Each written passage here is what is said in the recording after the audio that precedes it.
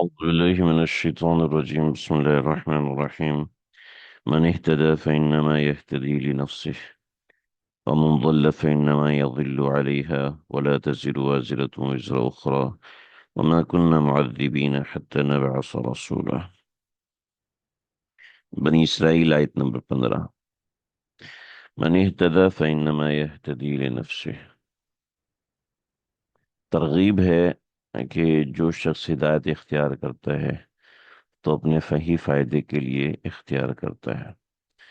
پیچھے سے آیت چلتی ہوئی آ رہی ہے، کل انسان الزمناہ طائرہ فی عنقہ.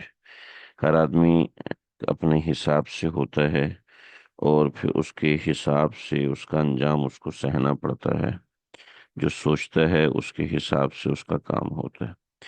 وَنُخْرِجُ لَهُ يَوْمَ الْقِيَامَةِ كِتَابًا يَلْقَاهُ مَنْشُورًا. تو اس کے حساب سے اقرا کتابک. اور من اہتدی فإنما يهتدي لنفسه. جو ہدایت حاصل کرتا ہے، جو ہدایت اختیار کرتا ہے، من اہتدی جو ہدایت اختیار کرتا ہے، فإنما يهتدي لنفسه. تو یہ فائدے کا ہے. فإنما تو یہ ہدایت يهتدي لنفسه اپنے ہی فائدے کے لیے اختیار کرتا ہے. يهتدي اختیار کرتا ہے لنفسه اپنے فائدے کے لیے. ومن ضل اور جو گمراہ ہوتا ہے، فإنما يضل عليها تو اپنی ہی ذات پر گمراہ ہوتا ہے. انما يضل عليها ومن ضل اور جو گمراہ ہوتا ہے، فإنما يضل عليها وہ اپنی ہی ذات پر گمراہ ہوتا ہے. یعنی اس کو خود ہی اپنی ذات کا نقصان ہوتا ہے جو گمراہ ہوتا ہے. صحیح غلط ہمارے سامنے واضح ہوتا ہے.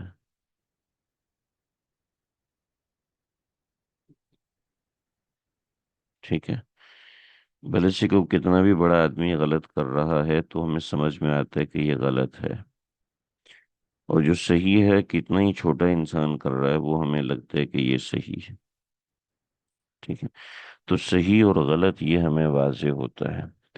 صحیح اور غلط کا معاملہ ہمارے سامنے کلیئر ہوتا ہے. تو بعض دفعہ غلط میں فائدہ نظر آ رہا ہوتا ہے. بعض مرتبہ غلط کے اندر ہمیں بہت ساری وہ چیزیں مل رہی ہوتی ہیں جو صحیح میں تھوڑی سی بھی نہیں مل رہی ہوتی. فار ایگزامپل، جو بندہ غلط کرتا ہے، ایک عورت جو ہے وہ زانیہ ہے، شرابیہ ہے، اس کو فجر میں اٹھنے کی تکلیف نہیں ہوگی.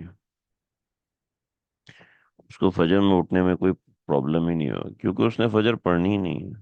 اس کو کوئی پرابلم نہیں ہے. ٹھیک ہے. ایک عورت ہے، کافرہ ہے. ٹھیک ہے. اس کو اس کو دین کے اتباع میں کوئی تکلیف ہی نہیں کیونکہ وہ کافرہ ہے. تو جو مسلمان عورت ہے، پردے سے رہتی ہے، ٹھیک ہے، یہ کافرہ اس کا مذاق اڑائے گی، کہے گی کہ تم نے تو اپنا سارا بیڑا غرق کر دیا. اتنے بڑے بڑے کپڑے پہنے، اتنے بڑے بڑے کپڑے پہنے ہیں، اتنی بڑی بڑی نہ تم لپسٹک لگا سکتی ہو، مردوں کے سامنے جا نہیں سکتی، نہ تم پینٹ شرٹ پہن سکتی ہو. اب بہت سی چیزیں مضمون لنفسی ہی ہوتی ہیں. جیسے کہ مغربی لباس ہے، وہ اپنی جگہ پر غلط ہے. تو اب جو عورت آزاد منش ہے وہ تو ایک پردہ دار خاتون کا مذاق اڑائے گی. ایسی ایک عورت ہے جو بچہ پیدا کر رہی ہے اور دوسری عورت نہیں پیدا کر رہی، تو وہ تو کہے گی کہ تمہارے اوپر کوئی ذمہ داری نہیں ہے اس لیے تم بچہ پیدا کر رہی ہو، تم بے وقوف ہو، ایک مرد کا آلہ بن گئی ہو، ایک مرد کی لذت کا ذریعہ بن گئی ہو، ایک مرد کی کٹ پتلی بن چکی ہو. ٹھیک ہے. تو صحیح اور غلط کے اندر ایک باریک سا فرق ہے جو صحیح کرنے والا سمجھتا ہے اور غلط کرنے والا سمجھتا ہے. من ضل فإنما يضل عليها. اس کا نقصان اس کو اپنی ذات کو ہوتا ہے. ایسا نہیں ہے کہ اس کا فائدہ ہی ہوتا ہے. یہ بڑی اہم بات ہے، اس کی طرف توجہ دیجیے. کیونکہ بظاہر جو دین و شریعت کے تابع ہے، تو دوسرا آدمی اس کا مذاق اڑائے گا، دوسرا آدمی اس کو برا بھلا کہے گا۔ کیوں؟ کیونکہ اتباع کرنا لوگوں کے لیے مشکل ہے، اتباع مشکل ہے، اور اتباع ہی اصل چیز ہے، اتباع ہی اصل دین ہے، سر خم تسلیم کر لینا ہی اصل دین ہے۔ تو سر خم تسلیم کرنا، اتباع کرنا، یہ مشکل کام ہے، یہ آسان کام نہیں ہے۔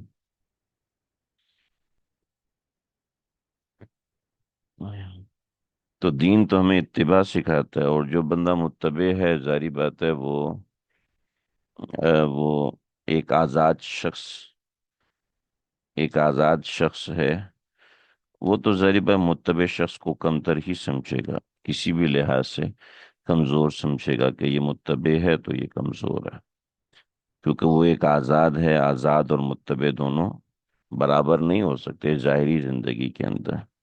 لیکن ایک شخص ہے جو کہ آزاد گھوم رہا ہے شیروں کے جنگل میں، اور ایک شخص اسی جنگل میں محفوظ محفوظ گاڑی کے اندر آیا ہے، تو ظاہری بات ہے یہ آدمی سکیور ہے، یہ آدمی اپنے آپ کو محفوظ محسوس کرے گا، اور اس آدمی کو ہر وقت جان کا خطرہ ہوگا، بس یہاں پر ایمان کا خطرہ ہوگا، کیونکہ اپنی مرضی کے تابع ہے۔ ٹھیک۔ تو من ضل فإنما يضل علیہا، جو گمراہ ہوتا ہے تو وہ بھی گمراہ ہوتا ہے اپنی ذات پر، اپنی ذات پر ہی گمراہ ہوتا ہے، اس کا نقصان کسی دوسرے کو نہیں ہوتا، جو ہدایت اختیار کرتا ہے اس کا فائدہ بھی اسی کو ہوتا ہے۔ ٹھیک ہے جی، بات سمجھ میں آ گئی؟ ایک چھوٹا سا مضمون ہے آگے، ولا تزر وازرۃ وزر اخرى، یہاں اس مضمون سے ملتی ہوئی ایک بات سمجھا دی کہ دیکھیے، کسی کا بوجھ کسی دوسرے پر نہیں ڈالا جائے گا،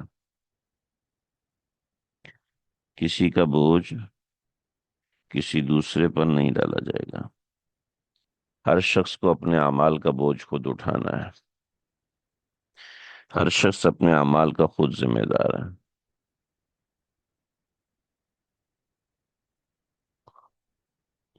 ہر شخص اپنے اعمال کا خود ذمہ دار ہے۔ اچھا جی، یہ اعتراض کیا جاتا ہے کہ دین پرانا ہے، اس دور کے تقاضوں کے مطابق نہیں، اس دور کے تقاضے تو اور ہیں، وہ پرانے اصول پر کیسے اس دور میں چلیں گے؟ بھئی یہ آپ کا اعتراض ہے، یہ کسی دوسرے کا اعتراض ہے؟ ٹھیک، اگر آپ کا اعتراض ہے تو پھر بات کرتے ہیں، کسی دوسرے کا اعتراض ہے تو ایسے بیوقوف لوگوں کے کیا منہ لگنا؟ ٹھیک ہے، سب سے پہلی بات یہ ہے کہ پرانا ہے، دین پرانا ہے، نہیں ہر پرانی چیز ناقابل قبول ہے۔ ٹھیک ہے، پاکستان بھی 75 سال پرانا ہے، توڑ دو نا اس کو، ہے؟ امریکہ 1400 سال پرانا ہے، 14، پتہ نہیں، مجھے نہیں پتا، 800 سال پرانا ہے، توڑ دیں امریکہ کو، ختم کریں، یہ زمین کتنی پرانی ہے، ختم کریں اس کو، ختم کر دینا چاہیے نا بھائی۔ نمبر ایک پرانا، نمبر دو، دوسری بات، جدید تقاضوں سے ہم آہنگ نہیں ہیں، کون سا کوئی ایسا تقاضا ہے جس سے دین ہم آہنگ نہیں ہے، جس سے دین کمپیٹیبل نہیں ہو رہا؟ کوئی ایک ایسا تقاضا بتائیں کہ جس سے دین کمپیٹیبل نہیں ہو رہا۔ ایک عورت نے ننگا ناچنا ہے، اب وہ کہتی ہے دین مجھ سے کمپیٹیبل نہیں ہو رہا، لہٰذا میں دین کو چھوڑ رہی ہوں، تو ناچو بھی ننگی۔ ٹھیک ہے، ایک عورت کو حرام کھانا ہے، شراب پینی ہے، وہ کہتی ہے دین مجھ سے کمپیٹیبل نہیں ہو رہا، تو لہذا اب یہ دین کے اوپر اعتراض ہے یا آپ کی اپنی ذات پہ اعتراض ہے؟ یہ نا من ضل فإنما يضل علیہا، کوئی شخص کہتا ہے کہ پاکستان کا یہ قانون سیٹ بیلٹ باندھنا مجھ سے کمپیٹیبل نہیں ہے، پرانا ہے، لہذا اس کو چھوڑ دیں۔ بھی کوئی نیا اصول ہے، کوئی نیا اصول ہے، ٹھیک ہے، یہ بھی تو کبھی پرانا ہوگا، تو روزانہ اصول ہی بدلتے رہیں گے؟ بطور مثال اصول یہ ہے کہ اپنے بچے کو پیار دینا ہے، بچے کی پرورش کرنی ہے، بچے کو محبت دینی ہے۔ یہ اصول پرانا ہے نا، ختم کریں نا، بچے کو قتل کرو، نیا اصول بناؤ۔ کیسی نون سینس قسم کی باتیں ہیں یہ جو معاندین کرتے ہیں، نون سینس قسم کی بات ہے، پرانا ہے۔ وٹ پرانا ہے یار؟ کیا مطلب ہے؟ صحیح ہے غلط ہے یہ دیکھو، ٹھیک ہے؟ اور کمپیٹیبل نہیں ہو رہا، کمپیٹیبل نہیں ہو رہا تو دیکھو کون سی عقل سلیم ہے جس کی دین کہتا ہے کہ شراب مت پیو، آپ کا قانون بھی کہتا ہے گاڑی چلاتے وقت ڈرنک اینڈ ڈرائیو نہیں کرو، ٹھیک ہے؟ آپ اپنے قانون کے اندر تو سمجھ میں آ رہی ہے آپ کو، لیکن دین کے تقاضوں میں سمجھ میں نہیں آتی۔ وہ ڈرنک کرتا ہے، اپنے ڈرائیور کے ساتھ بیٹھتا ہے، گھر آ جاتا ہے، آ کے گھر میں بیوی کی پٹائی کرتا ہے، اس کو قتل بھی کر دیتا ہے۔ آپ کہتے ہو یہ درست ہے؟ کیسے درست ہے؟ یہ کمپیٹیبل ہے؟ یہ آپ کی حرکتیں کمپیٹیبل ہیں؟ یہ معاندین کی حرکتیں کمپیٹیبل ہیں؟ ارے بھائی کہاں بیٹھے ہیں ہم لوگ؟ یہ جو آ، یہ جو ملحدین ہیں، ایتھیسٹ ہیں، یہ ایتھیسٹ تو یہ کہتے ہیں کہ زمین کے اوپر اتنے سے زیادہ لوگ نہیں ہونے چاہیے، ایک عدد ہے، ٹھیک ہے؟ اس عدد سے زیادہ لوگ نہیں ہونے چاہیے، ٹھیک ہے؟ اس عدد سے زیادہ لوگ، 5 بلین سے زیادہ لوگ نہیں ہونے چاہیے، اس کے علاوہ جتنے ان کو قتل کرو۔ چنانچہ لاکھوں لوگوں کو انہوں نے قتل کیا ہے، لاکھوں لاکھوں لوگ انہوں نے قتل کیے ہیں تاکہ زمین میں آبادی کم ہو، تاکہ ریسورسز پورے ہوں۔ ہیں؟ دین تو منع کرتا ہے، وہ بھی تو کہتے تھے کہ قتل کرنا جو ہے وہ درست ہے، اس کو کمپیٹ کرنا پڑے گا، کمپیٹیبل نہیں آ رہا کیونکہ آج کل ریسورسز کم ہیں۔ عجیب ہے۔ تو من ضل فإنما یضل، تو بھئی کوئی ایسا تقاضا ہے، ایسے لوگوں سے پوچھیں کون سے ایسا تقاضا ہے جو آپ کے دین کے کمپیٹیبل نہیں ہو رہا، تو کون سا ہے؟ وہ تقاضا فطری ہے، نیچرل ہے؟ کون سا تقاضا ہے جس سے آپ کو دین منع کرتا ہے قتل مت کرو؟ آگے 15 اصول آ رہے ہیں، قتل مت کرو، ماں باپ کی نافرمانی نہ کرو، یہ کمپیٹیبل نہیں ہے۔ دین کہتے ایک پروردگار کے سامنے جھکو، ہر کسی کو سجدہ مت کرو، یہ کمپیٹیبل نہیں ہے۔ کون سی ایسی چیز ہے بھی جو آپ کے دین، آپ کے مزاج کو کمپیٹیبل نہیں ہو رہی؟ تو ایسے لوگوں سے پوچھنا چاہیے، جب بات کریں تو آگے سے آپ کے پاس اتنی عقل ہونی چاہیے کہ اس کے سوال کو ایویلویٹ کریں، اس کے سوال کو توڑیں، ذرا پوچھیں بھی۔ جیسے میں نے یہ جو سوال ہے، دور کے تقاضوں، کون سا تقاضا آپ کا ہے؟ آپ کا تقاضا یہی ہے کہ عورت ناچے، عورت کمائے اور مرد بیٹھ کے کھائے؟ یہ کون سی عقل کہتی ہے؟ یہ کون سا فہم کہتے ہیں؟ نہیں جی، آج کی عورت کو بھی کمانا چاہیے، مرد کو بھی کمانا چاہیے، تو وہ جو بچے ہو رہے ہیں ان کو بھی تو پھر کمانا چاہیے نا، جو بھی آج بچہ پیدا ہوا ہے 6 مہینے کا، اس کو بھی کمانا چاہیے، کیونکہ ہر بندے کو اپنا کمانا ہے، یہ آپ کا اصول ہے، ہر بندے کو اپنا کمانا ہے، تو اس بچے کو بھی کمانا چاہیے نا جو آج پیدا ہوا ہے۔ آپ کی عقل کے مطابق ہماری تو شریعت کہتی ہے کہ نان نفقہ مرد کے ذمے، ماں اولاد، ماں اولاد کی تربیت کے لیے ہے، ماں اولاد کو تربیت بنائے گی، ماں اولاد کو ڈاکٹر بنائے گی، انجینئر بنائے گی، ماں اولاد کو ایک اچھی ماں بنائے گی، ماں اولاد کو ایک اچھا مستقبل بنائے گی، ماں اولاد کے لیے ایک اچھا ستون کھڑا کرے گی، وغیرہ وغیرہ۔ اللہ، آپ بھی کہیں گے بھائی کسی نے سوال کر دی، مولوی صاحب شروع ہو گئے، ان کو تو موقع چاہیے ہوتا ہے۔ چلو جی آگے بڑھتے ہیں۔ ولا تزر وازرۃ وزر اخرى، ایک اور اصول، اصول یہ ہے کہ روز قیامت کوئی کسی کا بوجھ نہیں اٹھائے گا، ہر شخص کی ذمہ داری اپنے اعمال کے اوپر ہوگی، ٹھیک؟ ولا تزر وازرۃ وزر اخرى، ترجمہ میں نے اس کا تفصیل سے سمجھا دیا تھا، ایک دفعہ پھر سمجھا رہا ہوں۔ ولا تزر وازرۃ وزر اخرى، کہ ولا تزر وازرہ، نہیں اٹھائے گا کوئی بوجھ اٹھانے والا، ولا تزر، نہیں اٹھائے گا، وازرہ، کوئی بوجھ اٹھانے والا، نہیں اٹھائے گا کوئی بوجھ اٹھانے والا، وزر اخرى، کسی دوسرے کا بوجھ، کوئی بوجھ اٹھانے والا کسی دوسرے کا بوجھ نہیں اٹھائے گا، ٹھیک ہے؟ یہ دستور خداوندی ہے کہ ہر کسی کو اپنے اعمال کو ٹیکل کرنا پڑے گا، اپنے اعمال کا سامنا کرنا پڑے گا۔ لہذا اگر کسی نے چوری کی ہے تو اس کو اپنے عمل کا سامنا کرنا پڑے گا، اگر کسی نے جھوٹ بولا ہے تو اس کا بوجھ اس کے اپنے اوپر ہوگا۔ وہ یہ نہیں کہہ سکتا میری امی نے مجھ میں مجبور کیا تھا اس لیے میں نے جھوٹ بولا، وہ یہ نہیں کہہ سکتا میرے ابو بہت سخت تھے اس وجہ سے میں نے چوری کی، ایسا نہیں کہہ سکتا۔ تو ولا تزر وازرۃ وزر، ہر بندے کو اپنا بوجھ خود اٹھانا ہے، ہر بندے کو اپنے اعمال کا بوجھ خود اٹھانا ہے، یہ ذہن میں رہے۔ اس سے بہت سارے لوگ ایک استدلال کرتے ہیں، اور وہ یہ استدلال ہوتا ہے کہ جو ایصال ثواب ہے یہ درست نہیں ہے۔ ایصال ثواب درست نہیں ہے، کیوں؟ کوئی کسی کا بوجھ نہیں اٹھا سکتا، حالانکہ یہ بات غلط ہے۔ صریح احادیث ہیں نبی علیہ السلام، یہ گناہ کا بوجھ اٹھانے کی بات ہے، ٹھیک ہے؟ کوئی کسی کے گناہ کا بوجھ نہیں اٹھائے گا کہ کسی نے کوئی گناہ کیا ہے اب اس کا قصوروار فلاں کو مانا جائے، کسی نے کوئی بری حرکت کی ہے تو اس کا قصوروار فلاں کو مانا جائے، یہ مطلب ہے اس کا۔ یہ مطلب ہرگز نہیں ہے کہ اگر کسی نے نیکی کی ہے تو وہ نیکی کسی اور کو نہیں مل سکتی،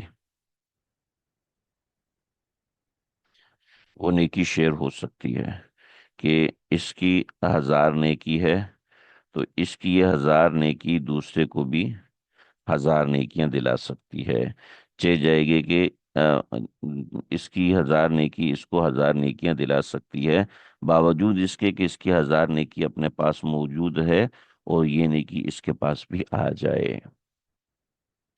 بالکل ایسے جیسے ایک بچے کو 1000 دیا تو وہ بچہ رونا، دوسرا بچہ رونا تو اس کو بھی 1000 دے دیا، ایسا نہیں ہے کہ باپ اس کو 500 کر دے اور اس کے 500 کر دے۔ یہ ہو یہ تو ایسا باپ ہوگا جو کہ زیادہ مالدار نہیں ہے، ضرورت مند ہے، وہ ایسا کرے گا۔ لیکن جو مالدار باپ ہے، شفیق باپ ہے، وہ کہے گا چل اس کو 1000 ملے تو بھی 1000 لے لے، ٹھیک ہے؟ کیونکہ تم رو رہے ہو۔ تو جب یہ بندہ روتا ہے اور کہتا ہے کہ یہ میرا ثواب میری ماں کو بھی پہنچا دیجئے، تو اس کو تو ہوتا ہی ہے، اللہ اس کو بھی دے دیتے ہیں۔ یہ اصول اللہ نے بیان کیا ہے، اصول واضح ہے، ٹھیک ہے؟ نبی علیہ الصلوۃ والسلام نے فرمایا ہے کہ اذا مات العبد انقطع عمله، جب انسان مر جاتا ہے تو اس کا عمل ختم ہو جاتا ہے، الا الثلاث، مگر سوائے 3 کے۔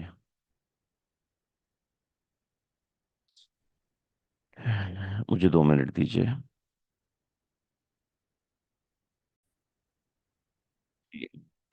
الا الثلاث کے الفاظ روایت میں آتے ہیں، یا اذا مات العبد انقطع عنه عمله،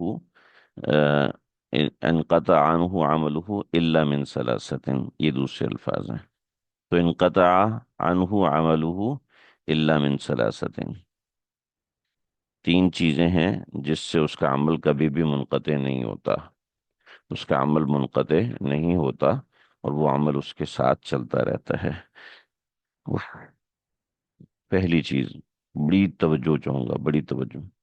نمبر 1، صدقۃ جاریۃ، صدقہ جاریہ، کہ آپ نے کہیں پیسے دیے تھے، بھئی یہ میرے پیسے صدقے میں ڈال دیے جائیں۔ عمومی طور پر جو صدقہ ہوتا ہے وہ صدقہ جاریہ ہی ہوتا ہے، خصوصی طور پر جو صدقہ جاریہ جیسے مسجد کی تعمیر کر دی، کسی دین کے ایسے کام میں لگا دیے جو جاری رہے، ٹھیک ہے؟ تو صدقۃ جاریۃ، نمبر 1 صدقہ جاریہ، کہ آپ نے پیسے دے دیے کسی دین کے کام میں، وہ صدقہ جاریہ ہے۔ اور وہ صدقہ جاریہ، چنانچہ ہم یہی کہتے ہیں کہ وہ اپنی زکوٰۃ وغیرہ دینی اداروں میں دو، تاکہ جو ہے آپ کا صدقہ جاریہ بھی بنے۔ ہاں رشتہ داروں کو دینی ہے، ٹھیک ہے، ان کا حق ہے، پہلے ان کو دو، لیکن ایسا نہ ہو کہ آپ کے رشتہ دار جو ہے مستقل بھکاری بن جائے۔ تو صدقہ جاریہ، اس سے عمل منقطع نہیں ہوتا، یہ بہت بڑی چیز ہے، اتنی بڑی چیز ہے کہ حدیث میں آتا ہے، قرآن میں آتا ہے کہ جب انسان کو اگر دوبارہ زندہ کیا جائے تو وہ اس کو عمل کا موقع ملے تو وہ آ کے سب سے پہلے صدقہ کرے گا، یہ اس کو پتہ چل جائے گا کہ صدقے کا کتنا بڑا عمل ہے۔ نمبر ایک، صدقہ جاریہ۔ نمبر دو، علم ينتفع به، ينتفع به، علم جس سے نفع اٹھایا جائے، علم جس سے نفع اٹھایا جائے۔ کوئی دین کا مسئلہ بیان کیا، ٹھیک ہے، کوئی اصلاحی بیان کیا، اس سے لوگوں کو فائدہ ہوا، آپ کے مرنے کے بعد وہ چل رہا ہے، آپ کے مرنے کے بعد آپ نے کوئی تلاوت کی، ٹھیک ہے، آپ نے کوئی دوائی ایجاد کی، آپ نے کوئی مشین ایجاد کی جس سے لوگوں کو نفع ہوا، آپ نے کوئی دنیاوی خدمت ایسی کر دی جس سے لوگوں کو فائدہ ہوا، تو آپ کے علم سے لوگوں کو فائدہ ہوا۔ آپ نے کسی کو کوئی طریقہ کار بتایا تھا، اس طریقہ کار سے مطابق اس کی جان بچ گئی۔ علم ينتفع به، علم جس سے لوگ نفع اٹھائیں۔ بعض حضرات نے علم سے مراد علم دین لکھا ہے، مگر روایت میں مطلق ہے تو مطلق مراد لیا جا سکتا ہے۔ ثواب خود بخود پچھلوں تک پہنچ جاتا ہے، اس طرح بڑے سے بڑے گناہوں کی اولاد بعض دفعہ نیک گناہ اولاد کا ثواب ان کے والدین کو پہنچے گا، جی ہاں بالکل پہنچے گا۔ تو علم ينتفع به، کوئی ایسا علم جس سے نفع اٹھایا جائے، جس سے نفع اٹھایا جائے، کوئی ایسا کام جس سے نفع، علم کوئی ایسا کام جس سے نفع اٹھایا جائے، جیسے کنواں کھود دیا یا کنواں کھدوا دیا، ٹھیک ہے، اگرچہ وہ صدقہ جاریہ بھی ہے مگر وہ علم ينتفع به کے اندر بھی آتا ہے کہ اس سے نفع اٹھایا جائے، یعنی آپ کی ذات سے کسی دوسرے انسان کو فائدہ ہوا اور فائدہ ہوتا رہے، ٹھیک ہے، تو یہ علم ينتفع به۔ میرے پاس کچھ کتابیں تھیں، تو میں نے ایک الماری لی، اس میں کتابیں رکھی، تو ظاہر بات ہے وہ گھر والوں کو صاف کرنی پڑتی ہے، بچوں کو، اس کی وجہ سے چھوٹا سا گھر ہے تو اس سے تھوڑی سی پریشانی ہوتی تھی۔ تو اللہ نے ایسا کیا کہ ہماری آ، اوپر کی جگہ ہمارے مالک مکان نے ہمیں کہا کہ بھی آپ یہ استعمال کریں، تو اس میں جگہ زیادہ تھی، الحمدللہ ہم نے اس میں آ، تو الماریاں بنائی، تو صرف ایک الماری میں ساری کتابیں آ گئی۔ ابھی اتنی ساری جگہ موجود ہے، وہ اللہ کا کرنا ایسا ہوا کہ آگے سسٹم دارالفتہ کا بن گیا تو اتنی ساری کتابیں آ گئیں، پھر ایک اور ادارہ خالی ہوا تو انہوں نے اپنی ساری کتابیں ہمیں دے دیں، تو وہ الحمدللہ کتابوں سے جگہ بھر گئے۔ ابھی اور کتابیں آ رہی ہیں تو ہم جگہ بڑی کریں گے انشاءاللہ، اللہ کرے گا تو جگہ بڑی۔ تو علم ينتفع به، اس علم سے، ان کتابوں سے لوگوں کو نفع ہوگا، فتویٰ دیا جائے گا، مسائل پڑھے جائیں گے، مسائل بتائے جائیں گے، تو علم ينتفع به، تو یہ ایسی چیز ہے جو کہ مرنے کے بعد بھی مستقل انسان کے لیے نفع مند رہتی ہے۔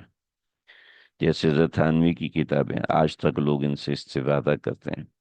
ایک مرتبہ میں اپنے استاد جی کے پاس ہی، مولانا عالم صاحب، انہوں نے ہمیں تفسیر کے 10 پارے پڑھائے تھے، میں نے ان سے عرض کیا کہ حضرت میں سبق پڑھاتا ہوں تو آج کل سینے میں بالکل انشراح نہیں ہے، دل بالکل بند سا ہے، تو استاد ہے میرے پوچھا ہم یہاں کوئی گڑبڑ ہے؟ میں نے کہا اس سے جی حتی الامکان اللہ تعالیٰ نے محفوظ رکھا ہوا ہے، بچنے کی کوشش کرتے ہیں کہ نظر، زبان، دل صاف رہے، پاک رہے، اس کی کوشش ہوتی ہے کہ انسان ہوں، ظاہر بات ہے فرشتہ تو نہیں ہوں، مشین تو نہیں ہوں، غلطی کسی سے بھی ہو سکتی ہے۔ تو کہنے لگے جو مصنفین تفاسیر ہیں ان کو اس سال ثواب کیا کرو۔ چنانچہ میں نے اس وقت تین چار تفسیریں پڑھتا تھا، تو سر جی ناراض بھی ہوئے کہ 3 4 سے کیوں پڑھتے ہو بھائی، تو تم ظلم کر رہے ہو۔ پھر مجھے کچھ تفاسیر بتائیں کہ ان کا مطالعہ کرو اور ساتھ ان کے مصنفین کو اشارے ثواب بھی کیا کرو۔ الحمدللہ 2 سے 3 دن لگے اور دل ایسے کھل گیا. تو ایسا ہے. تیسری چیز ہے تیسری چیز ہے جو ولد صالح يدعو له. ولد صالح يدعو له. کسی کا کوئی اولاد ہو جو کہ نیک ہو اور وہ اپنی اولاد کے لیے دعا، اپنے والدین کے لیے دعا کرے، تو یہ بھی اس کے لیے اس کے عمل بڑھاتا ہے. ٹھیک ہے، یہ اس کے اعمال کو بڑھاتا ہے. تو یہ سب چیزیں ہیں. اب ہمارے پاس تو ہے نا خاندانی منصوبہ بندی، اور خاندانی منصوبہ بندی بس 2 بچے ہوں گے، اس سے اوپر نہیں ہوں گے. اور اس سے اوپر نہیں ہوں گے تو ظاہری بات ہے آپ کے لیے دعائیں کرنے والے کم ہوں گے، آپ کے لیے کمائی، نیکی کی کمائی کرنے والے کم ہوں گے. لیکن ہمارے اوپر دنیا ایسی غالب ہے کہ ہمیں تو اس کی پرواہ نہیں ہے، کیونکہ آخرت کی پرواہ نہیں ہے تو بس ہم اسی کو بس فل اسٹاپ لگا کے بیٹھے ہیں. اور جن کے ہاں بچے ہوتے ہیں ان کو بھی مذاق اڑاتے ہیں. جب کسی نے بتایا کہ بچی کے ہاں اولاد کا سلسلہ تھا، تو کسی بڑی ڈاکٹر کا بتایا، وہ ڈاکٹر کے پاس گئی ہیں تو کہنے ڈاکٹر نے بچی کو دیکھا کہ تمہیں شرم نہیں آتی، 17 سال کی عمر میں بچہ کر رہا ہے. استغفر اللہ یعنی اور سب کچھ کرتے ہیں مگر بچہ کرنا گناہ ہے ان کی نظر میں. کیا ہے؟ پھر پتہ چلا کہ ان ڈاکٹر صاحبہ کو کینسر ہو گیا ہے. تو اب کیا ہے، پیچھے 6 7 مہینے زندگی بچی ہے. اب بیٹھے ہوئے پریشان ہے، رو رہی ہیں کہ پیچھے تو ایک ہی بیٹی ہے اور وہ بیٹی بھی غیر ملک میں جا کے مرتد ہو گئی ہے. کیا کریں، ہمارے پیچھے دعا کرنے والا کوئی بھی نہیں. دعا کرنے والا کیا ہونا، کینسر میں سنبھالنے کے لیے میڈ رکھ کے دیا ہے، بس اماں آپ کا میڈ خیال رکھے گی. میں تو جاب پر ہوتی ہوں، ظاہری بات ہے ڈالر میں کماتی ہوں، میں آپ کے پاس آ کے میڈ تو نہیں بن سکتی. ہاں جی، کرو اپنی اولاد کو. اور تو ولد صالح یصلح، ولد صالح یدعو له. اور نیک اولاد جو اپنے والدین کے لیے دعا کرے، اس سے بھی عمل منقطع نہیں ہوتا. تو ولا تزر وازرۃ وزر اخرى جو ہے وہ محدود رہ گیا اس بات تک کہ کسی دوسرے پر کسی کا بوجھ نہیں ڈالا جائے گا. ٹھیک ہے، اگر اولاد حافظ قرآن ہو اور باپ بے نمازی ہو تو والد کو بھی اولاد کی نیکی کا ثواب ملتا ہے. جی بالکل ملتا ہے، بالکل ملتا ہے. اس کی برائی اپنی جگہ مگر اس کی نیکی اپنی جگہ پر ہے. ٹھیک ہے، اس نیکی کا اجر اس کو ضرور ملے گا. ہاں، بے نمازی ہونے کی وجہ سے جو عقاب ہے وہ اپنا معاملہ ہے، وہ الگ ہے. تو ولا تزر وازرۃ وزر اخرى، حضرات فقہا نے لکھا ہے کہ کفار کے بچے نابالغ جو مر جاتے ہیں تو ان کو جہنم میں نہیں ڈالا جائے گا کہ ان کے والدین کافر ہیں، بلکہ ان کو جنت کے اندر پرندوں کی شکل دے دی جائے گی اور وہ جنت کے اندر مزے سے رہیں گے وغیرہ وغیرہ. پرندوں کو مطلب یہ پرندے نہیں ہیں بلکہ ہو سکتا ہے اڑنے والے انسان مراد ہوں. تو وما کننا معذبین حتی نبعث رسولا. اور اگلا اصول بتایا دستور خداوندی نمبر 1. دستور خداوندی نمبر 1 یہ تھا، اور دستور خداوندی نمبر 2 یہ ہے کہ وما کننا معذبین حتی نبعث رسولا، کہ ہم عذاب کرنے والے نہیں ہیں اور نہیں ہم عذاب کرتے ہیں حتی نبعث رسولا، یہاں تک کہ ہم پیغمبر نہ بھیجتے ہیں. ہم پیغمبر بھیجتے ہیں اس کے بعد ہی ہم عذاب نازل کرتے ہیں، اس کے بغیر ہم عذاب نازل نہیں کرتے. بہت سے حضرات نے کہا ہے کہ اس کا مطلب یہی ہے کہ جب تک پیغمبر نہیں آئے گا تو قوم پہ عذاب نہیں آئے گا. حالانکہ ایسی بات نہیں ہے، بلکہ حتی نبعث رسولا، پیغمبر آنے کا مطلب بعض حضرات نے پیغمبر جو طریقہ کار ہوتا ہے وہ، اور بعض حضرات نے پیغمبر سے مراد پیغمبر اصطلاحی مراد نہیں لیا بلکہ پیغام بر، یعنی کوئی پیغام اس کو غیبی طور پہ ہر انسان کو ملتا ہے. ہر انسان کو غیبی طور پر کوئی نہ کوئی پیغام ملتا ہے، کوئی نہ کوئی معاملہ اس کا غیبی طور پر ہوتا ہے کہ اس کو پتہ چل جاتا ہے کہ میرا یہ عمل درست نہیں ہے. اس کو غیبی طور پر اندازہ ہو جاتا ہے. ایسا نہیں ہے کہ اچانک ہی کسی کو موت آ کے پکڑ لیتی ہے. نابالغ کا معاملہ الگ ہے مگر جو آدمی عاقل ہے، بالغ ہے، سمجھدار ہے، دستور خداوندی نمبر 1 لکھا تو ہوا ہے یہ، ولا تزر وازرۃ وزر اخرى، نمبر 1 اصول ہے۔ اور نمبر 2، وما كنا معذبین حتی نبعث رسولا، اور ہم کسی کو عذاب نہیں دیتے یہاں تک کہ ہم ان کے پاس رسول بھیجتے ہیں۔ ٹھیک ہے جی۔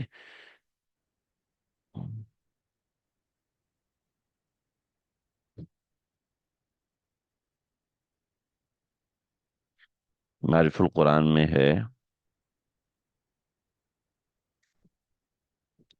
حضرت نے لکھا ہے کہ کیا ہو گیا،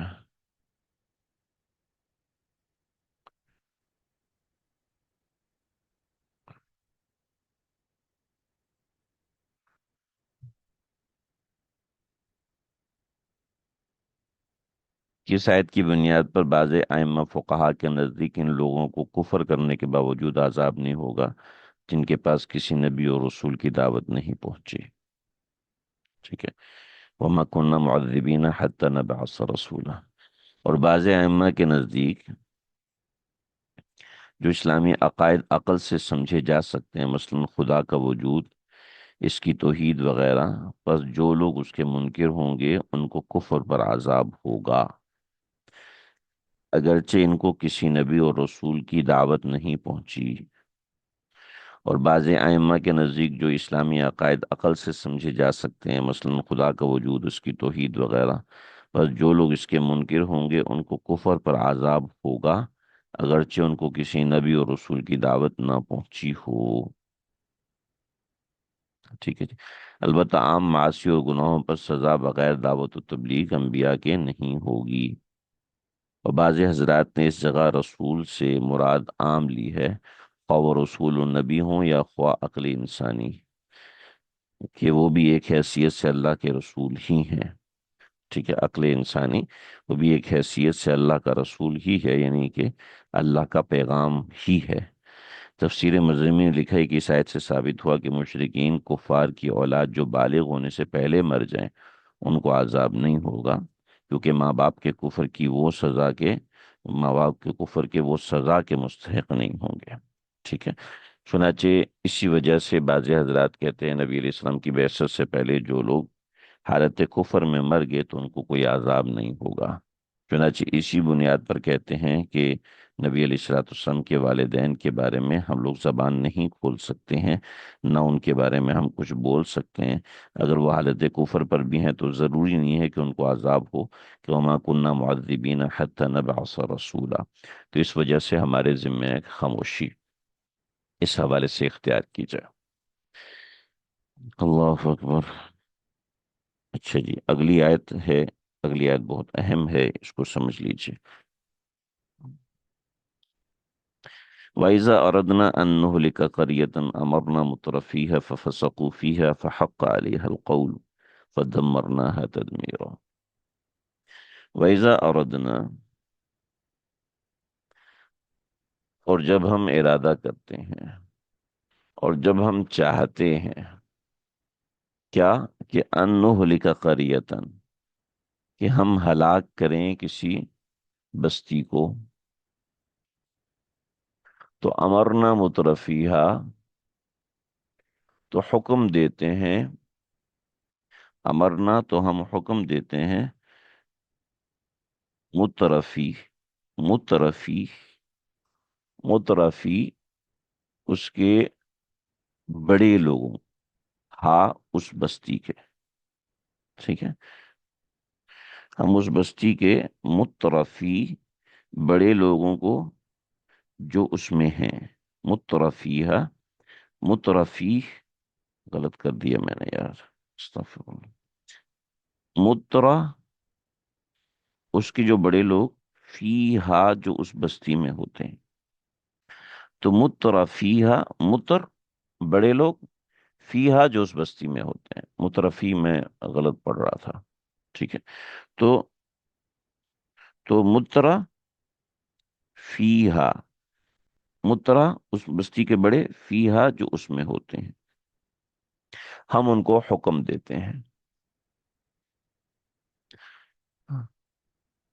تو امرنا مترفیہ، ہم اس بستی کے بڑے لوگوں کو جو ہے اطاعت کا حکم دیتے ہیں. ٹھیک. ففسقوا فیہا، بس وہ اس بستی میں فسق کرتے ہیں. ففسقوا فیہا، بس وہ اس بستی میں فسق کرتے ہیں. جب وہ اس بستی میں فسق کرتے ہیں، نافرمانی کرتے ہیں، تو فحق علیہ القول، تو فحق علیہ القول، تو تو ان کے تو اس بستی پر عذاب جو ہے وہ ثابت ہو جاتا ہے. حق علیہ القول، تو اس کا اوپر عذاب ثابت ہو جاتا ہے. جب وہ نافرمانی کرتے ہیں، یعنی نافرمانی کا کون سا درجہ ہے وہ آپ سمجھ سکتے ہیں، یعنی سرکشی کرتے ہیں. تو فدمرناہا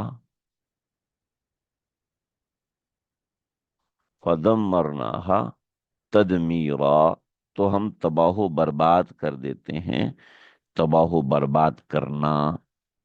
فدمرناہا، تو ہم ہا اس کو، اس بستی کو تباہ و برباد کر دے. تدمیرہ تاکید کے لیے. تو ہم اس بستی کو تباہ و برباد کر دیتے ہیں. وَإِذَا أَرَدْنَا أَن نُهْلِكَ قَرْيَةً أَمَرْنَا مُتْرَفِيهَا، جب ہم ارادہ کرتے ہیں کہ ہم ہلاک کریں کسی بستی کو، ام امرنا، تو ہم حکم دیتے ہیں مترفیہ، اس کے بڑے لوگوں کو، یعنی اتباع کا حکم دیتے ہیں. ففسقوا فیہا، بس وہ اس میں نافرمانی کرتے ہیں. فحق علیہ القول، تو ان کے اوپر عذاب ثابت ہو جاتا ہے. تب ان کے اوپر ثابت ہو جاتا ہے عذاب کی بات. اور فدم مرنا، پس ہم تباہ و برباد کر دیتے ہیں. ہم فدم مر، ایک دم سے اکھاڑ پھینکتے ہیں.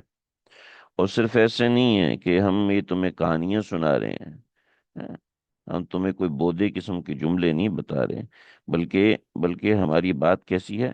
وہ کم اہلکنا، اور کتنی ہی ہلاک کیا، من القرونی بستیوں کو ہم نے، من بعد نوح، نوح علیہ الصلوۃ والسلام کے بعد کتنی بستیوں کو ہم نے ہلاک کیا. تو ایسا نہیں ہے کہ یہ بات ہمارے لیے کوئی نئی ہے کہ ہم نے کسی بستی کو ہلاک کیا. وَقَفَى بِرَبِّكَ بِذُنُوبِ عِبَادِهِ خَبِيرًا بَصِيرًا، اور کافی ہے آپ کا رب اپنے بندوں کے گناہوں کو جاننے والا. وَقَفَى بِرَبِّكَ، اور کافی ہے آپ کا پروردگار، بِذُنُوبِ عِبَادِهِ، اپنے بندوں کے گناہوں کا، خبیرم بصیرہ، دیکھنے کے اعتبار سے، باخبر ہونے کے اعتبار سے. یعنی کافی ہے آپ کا رب اپنے بندوں کے گناہوں کو جاننے والا، دیکھنے والا.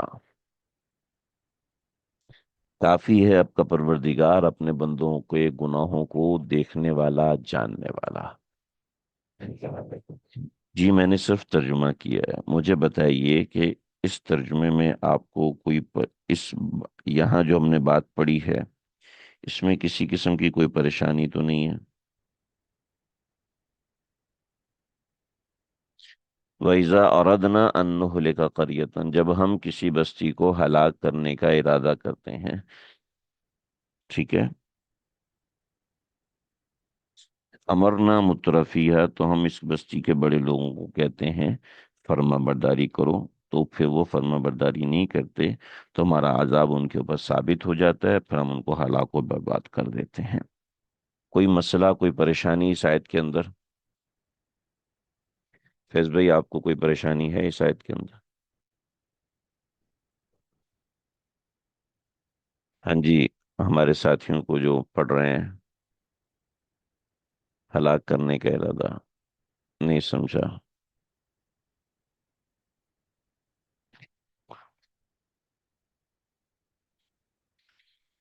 1 منٹ دے رہا ہوں، آپ لوگ غور کیجئے پھر مجھے بتائیے.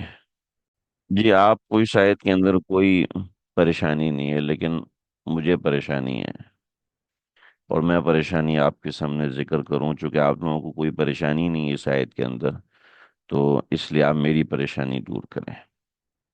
ٹھیک ہے فیض بھائی. وَإِذَا أَرَدْنَا وَإِذَا أَرَدْنَا، جب ہم ارادہ کرتے ہیں، أَن نُهْلِكَ قَرْيَةً، کہ بستی کو ہلاک کریں، کرنے کا ارادہ کرتے ہیں.